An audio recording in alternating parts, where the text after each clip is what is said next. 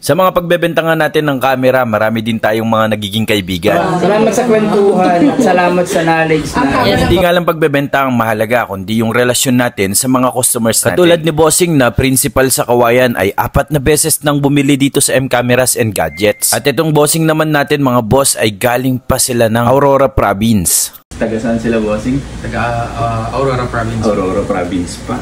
So ilang oras po yung biyahe nyo, sir? Usually 4.5 hours lang po sana. So, abot rin po mga 7 hours.